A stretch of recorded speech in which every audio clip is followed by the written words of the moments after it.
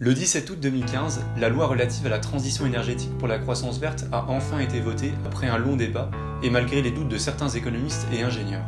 Mais quel est l'objectif de cette loi? Quelles sont les mesures qui l'accompagnent? Et puis la croissance verte, qu'est-ce que c'est d'abord?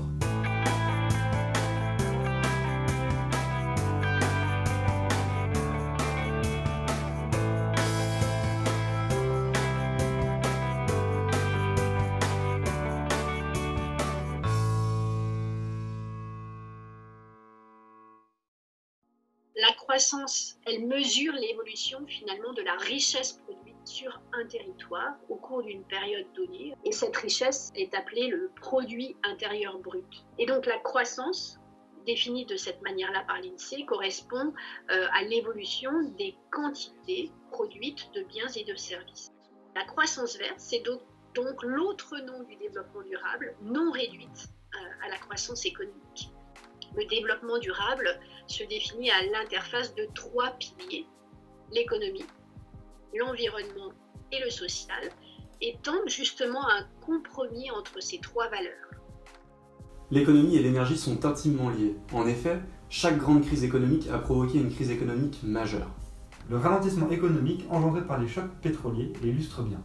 Et de même, chaque récession économique a conduit à une diminution de la consommation d'énergie, comme en 2008 par exemple. L'énergie est donc le moteur de notre économie, et l'équation de Kaya permet de mettre en relation les émissions de carbone avec l'intensité énergétique de l'économie, l'intensité carbone de l'énergie, le niveau de vie moyen et la population.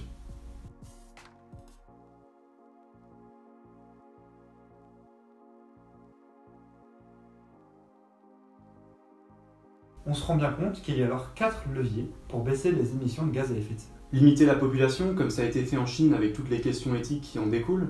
Minimiser la consommation d'énergie pour un niveau de PIB donné. Il est important de noter que les mesures d'efficacité énergétique sont la plupart du temps accompagnées d'un effet rebond.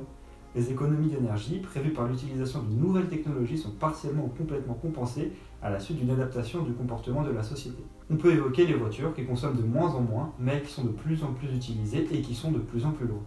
Minimiser les émissions de CO2 de l'énergie, c'est-à-dire limiter l'usage des combustibles fossiles et privilégier l'usage d'énergies moins émettrices de CO2. Rappelons cependant que l'énergie propre n'existe pas. Enfin, réduire le niveau de vie par habitant. La sobriété ne rime pas avec retour à l'âge de pierre, elle doit être perçue comme une opportunité de reconsidérer ses besoins essentiels. Des mesures politiques ont déjà permis de réduire la consommation d'énergie et les émissions de carbone. La dernière en date, la LTEPCV, a pour objectif de renforcer l'indépendance énergétique de la France, Préserver la santé humaine et l'environnement, et de lutter contre le changement climatique. Il est par exemple prévu d'économiser l'énergie en rénovant les bâtiments,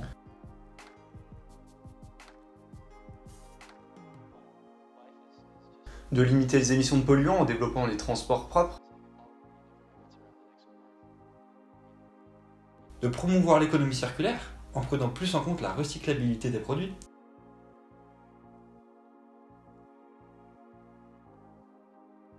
et de favoriser les énergies renouvelables.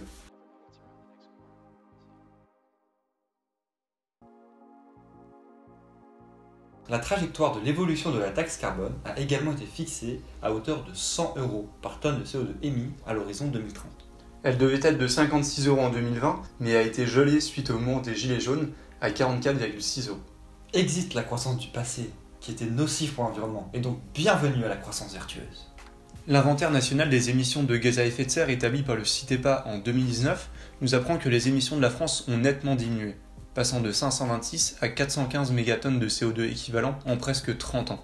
Pourtant, la LTEPCV ne semble pas encore avoir eu d'effet sur la diminution des émissions de CO2, en espérant que cette loi ait un impact sur le long terme. Les secteurs du transport, le bâtiment, l'agriculture et la sylviculture et l'industrie sont les principaux émetteurs de CO2. Toutefois, la baisse des émissions de CO2 depuis 1998 est à relativiser. En effet, ces chiffres ne prennent pas en compte les émissions de carbone dues aux importations.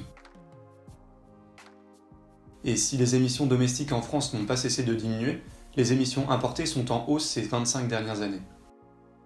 L'empreinte carbone de chaque Français a certes faiblement diminué depuis 2005, pour atteindre 11,5 tonnes en 2018. Rappelons que l'objectif est d'être en deçà de 2,8 tonnes en 2050 pour limiter le réchauffement climatique. Pour résumer, la croissance verte cherche à trouver un point d'équilibre entre les trois piliers du développement durable: l'économie, le social, l'environnement. Une croissance verte nécessiterait impérativement de limiter la population, de minimiser l'intensité énergétique et ou de minimiser l'intensité carbone de l'énergie. L'empreinte carbone des Français a très légèrement diminué depuis 15 ans, mais devrait encore être réduite considérablement pour respecter les accords de Paris. Encore un sujet passionnant. Résumé en peu de temps. À la prochaine. On rend l'antenne.